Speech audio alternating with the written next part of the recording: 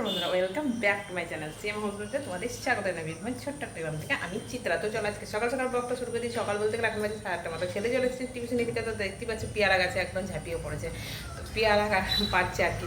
পেয়ারাগুলো এখন বর্ষার টাইম, তো বৃষ্টি হচ্ছে ঠিক আছে, কিন্তু পেয়ারাগুলো সব পোকা লেগে যাচ্ছে। তো তাই আর কি ওই পেরে পেরে আর কি দু একটা যাই হোক খাচ্ছে। তো তোমরা ভেবো না আমি স্নান করে নিচ্ছি, আমি কিন্তু স্নান করিনি এখন। কতটা গাড়ির শব্দ সেটা বলতো। আজকে অনেকটাই বেলা হয়ে গেছে, আজকে স্নান করতে পারিনি। তো চলো স্নান টান করে নিই। একটু মুড়ি খাবারটা বানানো, মাছ ছিল তো মাছটা বাঁচতে, আর ওর বাবার আর কি জ্বর, তো সেই জন্য আরও প্রবলেম। মানে ও আর কি মানে কি বলবো, ওর জ্বর এলে পরে শুধু কেউ শুধু এটা ওটা সেটা ওর হাতের কাছে সব কিছু দিয়ে দেবো। তো সেই জন্যে আর কি ওর শরীর খারাপ হলে না অবস্থা খুবই খারাপ, আমার খারাপ হয়ে যায়।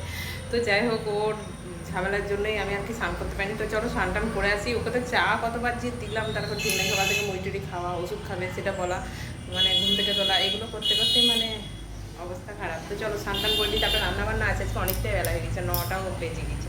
তারপর মুড়ি দেওয়া, অনেক কিছু কাজকর্ম আছে। তো চলো ব্লগটা দেখতে থাকো, নিশ্চয়ই আজকে ভালো লাগবে না। যদি কত ঘন্টা পেয়ারা ওই ওপর ওইখান থেকে লগাই করে, বাবারে বাবারে কি পণ্ডিত ছিল রে মা। তো আজকে প্রচণ্ড ব্যস্ত, ব্যস্ত বলতে গেলে ভারী ব্যস্ততার মধ্যেই আছি। তো সকাল সকাল উঠে আর কি আমার বরের শরীর খারাপ, তো ওর যত্ন করতে করতে আমার অনেকটাই বেলা হয়ে গেছে। অনেকটা বলতে গেলে এখন দেখো আমি কাজকর্ম শুরু করেছি প্রায় 8:30 9টার দিক করে।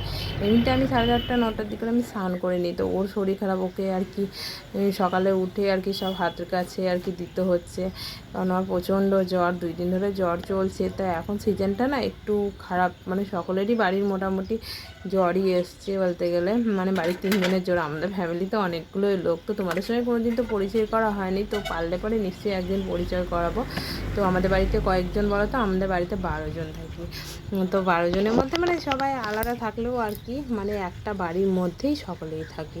তো তোমরা সেটা আর কি জানো নাকি জানি না, অনেকে যারা ডেলি ব্লগ দেখে তারা অনেকেই জানতে পারবে।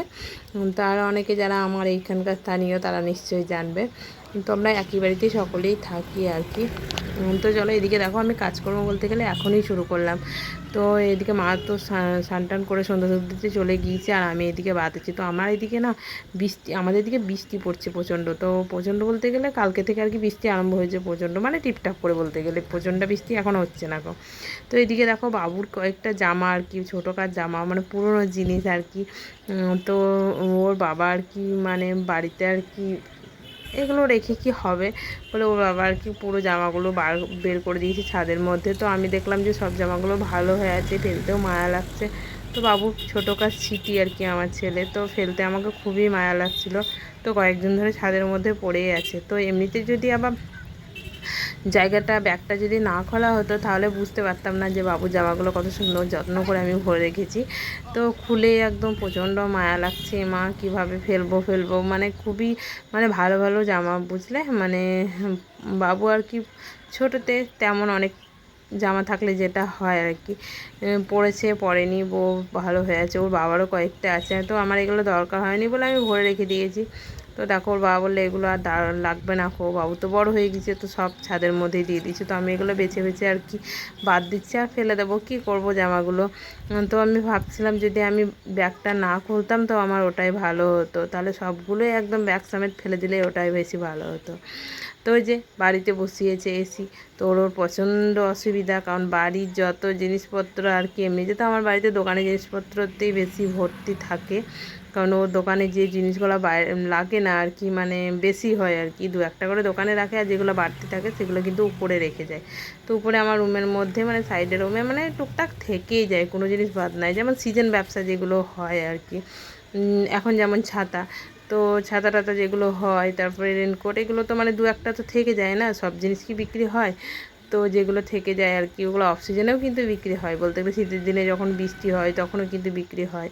তো সেই জন্য ওই জিনিসগুলো আমার রুমে থেকে যায়। রুমে বলতে গেলে রুমে না রাখলে পরে একটাই অসুবিধা, বাইরে রাখলে পরে ইঁদুরে, আমাদের মাঠের মানে মাঠের ধারে বাড়ি, রাস্তার ধারে বাড়ি, তো ইঁদুরে প্রচণ্ড অত্যাচার করে, তো সব কেটে দেয়।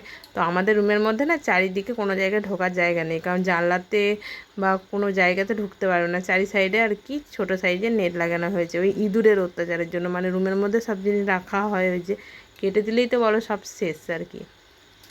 তো তো ওই জন্যে আর কি ওর বাবা বলছে এগুলো রাখা হবে না, এগুলো দরকার নেই। তো সেই জন্য ও আর কি সব বের করে দিয়েছে। তো আমি আর কি বের করতে চাইনি, তাও বের করে দিয়েছে, তো ফেলে দিতে হবে।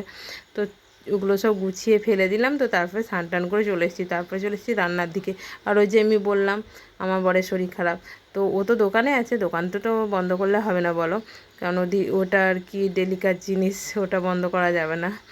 তো ও দোকানে আছে, তো ও যে ও আর কি একের পর এক বলে যাচ্ছে এটা দাও ওটা দাও সেটা দাও বলে আমার রান্না করতেও দেরি। এখন কিন্তু অনেকটা বেলা হয়ে গেছে, এখন বলতে গেলে 11:30 মতো হয়ে গেছে। আমি 11টার মতোই রান্নাবান্না চাপিয়েছি আর কি, সকল টুকু মুড়ি টুড়ি দিয়ে আর কি। তো লেটের মধ্যেই আছি, তো বুঝতে পারছো আজকে লেটই হবে। বাড়িতে যদি কারোর শরীর খারাপ হয় সেটা তো হয়ই।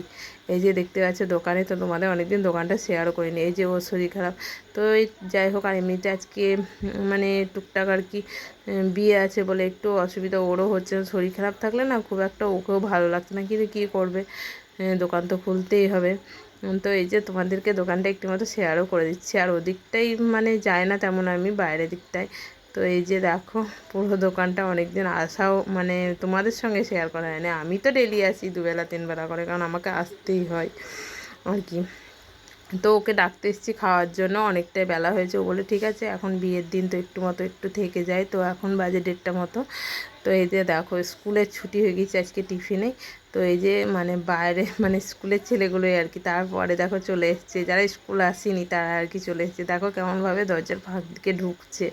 তো সেটাও তোমাদের সঙ্গে দেখাচ্ছে আর কি।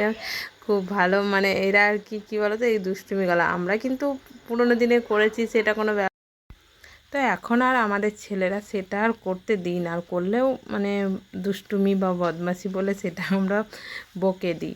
তো এই যে এই ছেলেগুলো করছে সেটাও কিন্তু ভালো লাগছে। তো আমি দুপুর টাইমে বারান্দাতে বসেছিলাম, তো সেটাই দেখলাম, তো তোমাদের সঙ্গে সেটাই একটু আমাদের শেয়ার করলাম। তো দেখো দুষ্টুমি মানে পাঁচির টপকে কেমন যাচ্ছে সেটাও দেখো। তো স্কুলে আমরা এটা করিনি, কিন্তু গাছে তারপরে মানে অনেক রকমের বদমাশি করেছি ছোটোবেলায়, কিন্তু এখনকার দিনে সেটা আর হয় না আর কি। আমার ছেলেরা কিন্তু সেটা করতে পারে না, কারণ ওই যে আগলে আগলে রাখি। তো চলো আজকের মতো ভিডিওটা এখানেই শেষ করছি।